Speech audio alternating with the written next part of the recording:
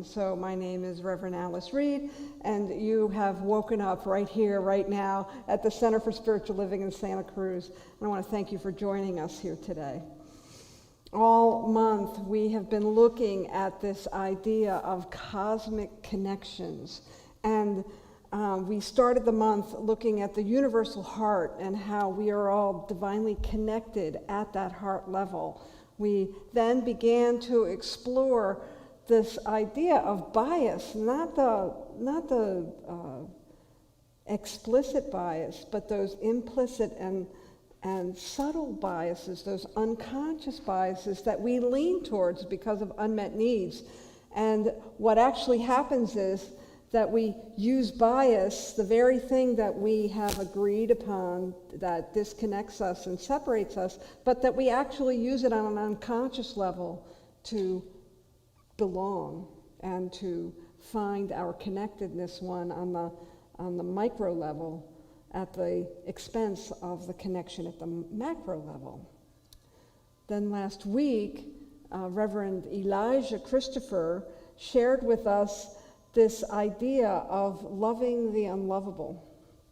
Loving the unlovable, what an idea. I think there's a lot of unlovely things that we are seeing out there in the world and in our nation, and so there's a call to love more. And so that leads me to today's topic, which is the politics of compassion. And so we started off our spiritual practice with this great quote from Desmond Tutu, and I'm going to go ahead and repeat it again. When we see others as the enemy, we risk becoming what we hate. When we oppress others, we end up oppressing ourselves. All of humanity is dependent upon recognizing the humanity of others. And so in a nation of citizens that really prizes our independence, the fact is that we are dependent upon our interdependence. Like, this society and culture does not work if we don't work together. I was shopping the other day and found these great pants. and as I was purchasing them, I've been reflecting on my own values, and I've been reflecting on, what some of us lament as our consumerist nature. And it occurred to me, though, that in order for the very nice woman who owned the local store in Pacific Grove, I was supporting her well-being by purchasing an item from her. And so there's this balance that we're looking for in how we work with each other, how we can begin to actually support our interdependence with each other. And so this idea of being independent might not be what it's all cracked up to be. And so when we look at, as Desmond talked about, our humanity depends upon us recognizing the humanity in others, that is the time for us to, it's sort of like the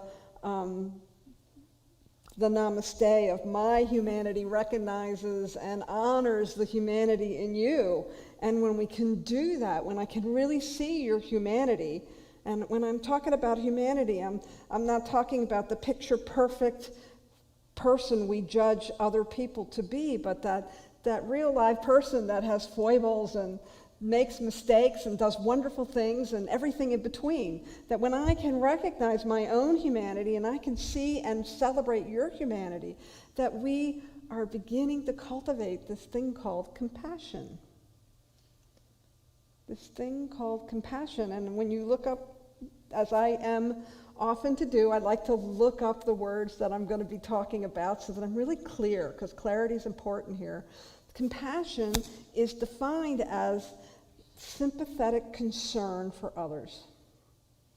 And politics is defined as those social agreements that we make with one another.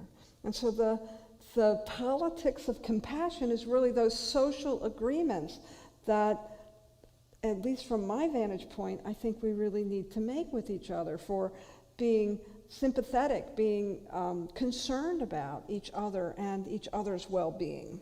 And I think that it's easy to lose sight of that, those values of caring for one another and caring for a community, when we get caught up in the structures, right? And the systems and the things that, we need to happen. Now, I say this a lot.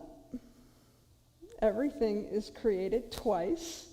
First in consciousness or thought, and then in form. And so if we look out in the world, it's, at this collective creation that we have made in 2020. Yikes. Yikes. It's a little confusing to me, because there seems to be a lot of disparity. There seems to be a lot of competition for ideas and the ways we think we need to be in society, and everybody's very caught up in the form. And yet I think we've lost sight of the clarity that is required for us to create more unity and harmony in our society and in our world.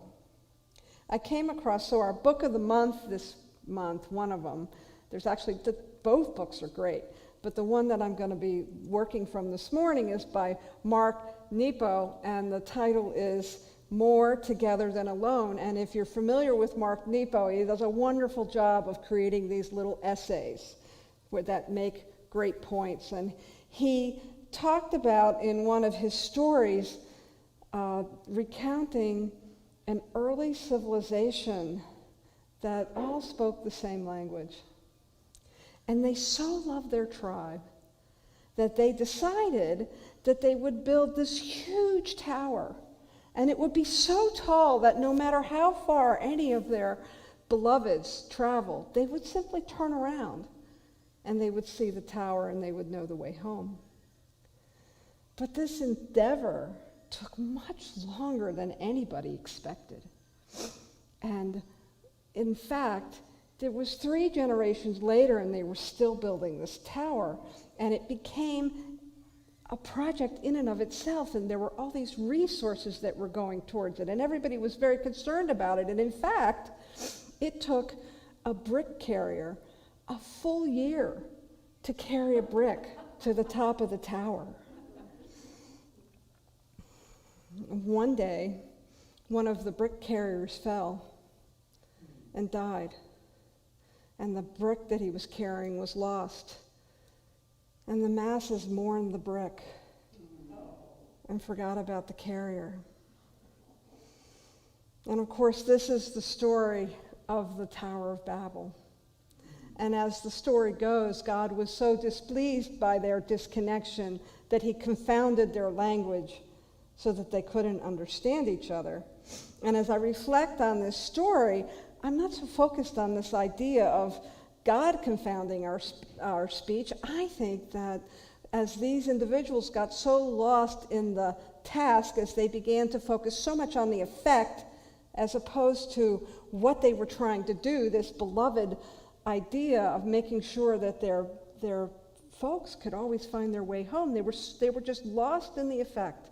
And in that effect, they began to not understand each other. They began to have a great deal of importance in the structure and had forgotten the heart of the project.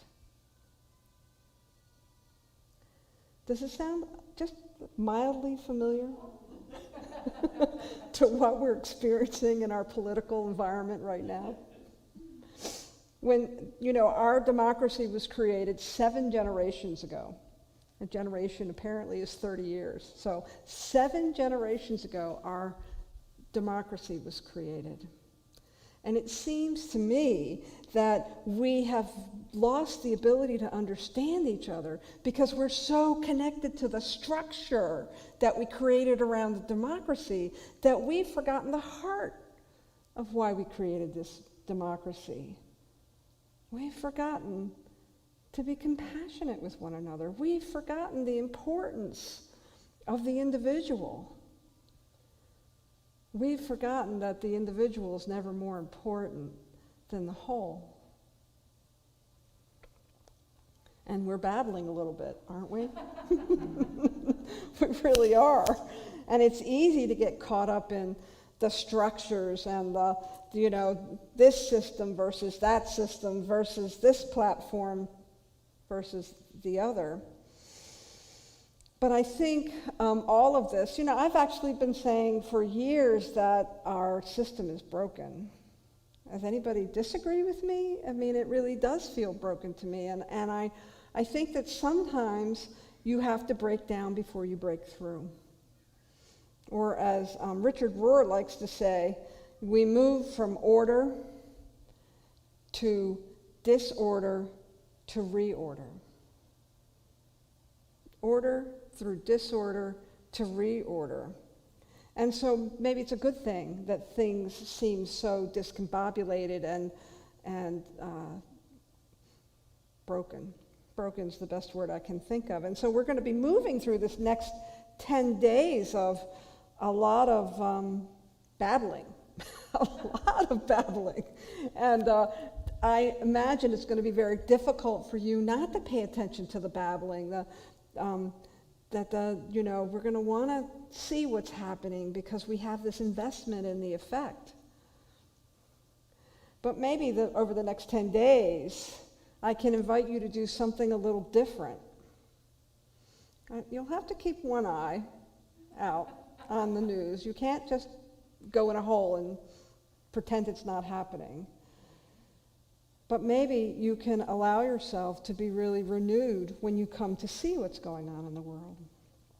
I absolutely know that within one of the basic tenets of our teaching is that it is the clarity that we find within ourselves that creates results. And I have experienced that over and over again. I had a birthday on Friday, yay me, and and I decided to go to what many religious scientists consider the Mecca of religious science, and that's Asilomar. So I spent a couple of days in Asilomar last week getting clear. I needed some time apart. So I was reflecting on what it is I really wanted in my relationships. I was getting clearer about what those things were that were important to me. And I think so anybody who has had any practice with our philosophy, you've probably had the experience of going to a practitioner and wanting to get some prayer support. And you go to them and you tell them all the things you don't want. And the practitioner pauses and says, "What do you want?" And so when I'm encouraging you to get clear, I know you're clear on what you don't want. We are all clear on what we don't want. What I'm inviting you to do is to get very clear on what you do want. Because that really works. I'm hand to God. I made this beautiful list of the things that I wanted in relationship, and I was awake less than an hour in a conversation, and it started showing up. Literally started showing up. And as my day unfolded, I recognized, oh, yeah, I said I wanted that. Oh, yeah, and I said I wanted that as well. And it just continued to show up because I got clear. So my invitation to you this week, in this very pivotal week, we've got 10 days before the election, is to not only take some quiet time and some time apart to decide what you want, but to commit to it. Put it in writing. Revisit it before you sit down to catch up on the news. Hold it in your heart and your mind to such a degree that the clarity continues to come forth for you, even amongst all the babbling that you're going to hear over the next 10 days. Disengage from the drama and re-engage to your intentions. Now, you might not see the world shift on its axis right away. But what you might notice are the little things that start to change as you move through your day and your week. You might notice that person that you typically disagree with, who really raises your blood pressure, suddenly you're not triggered by it anymore because you're grounded in your intentions and your values. You're so grounded in them that you committed to them and you put them in writing. You took the time to write them down and you took the time to read them so that they could be the impetus for how you see and react to the world. And that's actually how we change the world. We change the world by changing us. And I know, beloved activists, it does not sound like something that is really powerful, but the fact is, when I change my mind, I behave differently. And not only do I behave differently, but I treat you differently. And when I treat you differently, you're going to treat somebody else differently. You're going to be impacted by that. And the ripple effect of that is powerful. And I may decide that I want to be in some march or protest, or I may want to stop patronizing, one establishment and start patronizing another. There are all kinds of things that I can do when grounded in my values and my intentions. I'm no longer rearranging the deck chairs on the Titanic. I'm steering the boat through my intentions and the power of my clarity.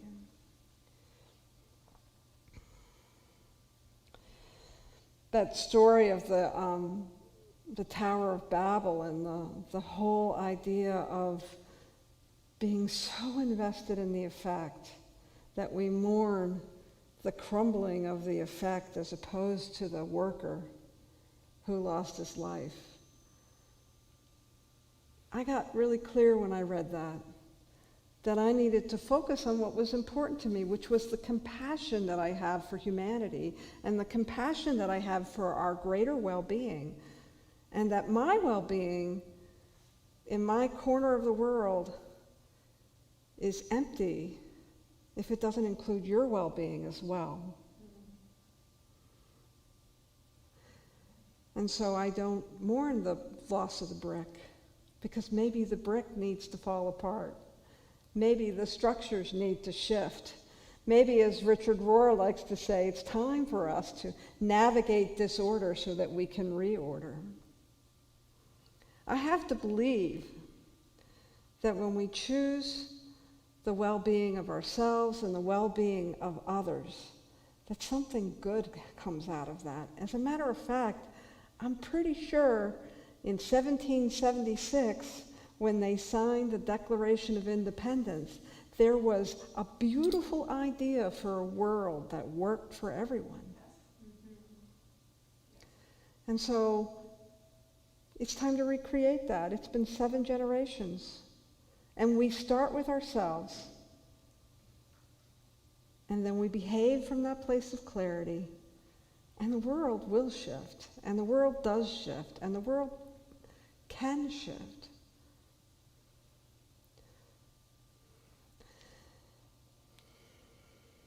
We are cosmically connected. We cannot be unconnected. We cannot be separate. We can pretend. We can forget. But when we wake up and when we choose, that's when the world begins to change. And that's when the greater good begins to bubble up. So be strong, my friends, this week. Focus on your love, focus on your compassion, focus on your values and the things that you want. And as Desmond Tutu said so beautifully in that quote, don't lean into your hate or your oppression. Lean into the fact that you are human and that everybody else is human, and that when we recognize our humanity in each other, that's when it's easier to choose compassion and love. And I think that's going to be the secret sauce for this week. Thank you very much. So I think it's time for us to do a little prayer. And so I invite you to close your eyes and just really get centered and feel your feet on the floor. Feel the piece of furniture that's supporting you, knowing that you are absolutely supported by Spirit with the same absoluteness as the piece of furniture that is beneath you and the floor beneath your feet. And as you allow yourself to feel that support, know that there is indeed a divinity that is moving in as and through each one of us. And that as we move and have our being, that this power and presence is always inviting us to express it as only we can. And so I know as we move through this week, we allow ourselves to be grounded in that choice for compassion, that choice for love, that choice for the greater well-being, which equals our own individual well-being. And so we celebrate our interdependence with one another. We celebrate our connectedness, knowing that as we continue to choose love, loving ourselves, loving each other, and celebrating our humanity, that what bubbles to the top is indeed powerful and clear and accessible and available. And so I know for each one that we focus on what it is we want to see in the world, and we choose to be that thing that we want to see in the world, knowing that this is the only way that Spirit can have its experience by means of us. And so it is with a grateful heart that I know this highest good for each individual within the sound of my voice, for our larger community, for our nation, and for our world. That as the world seems to be falling apart at the seams, the truth is it's being reinvented and reordered. And so we do our part, first in consciousness and then in deed. And I give great thanks for this power and this presence that is forever moving through us, as us, and by us, knowing that indeed love will have its way. We simply anchor this in that same love by saying together, and so it is. Thank you.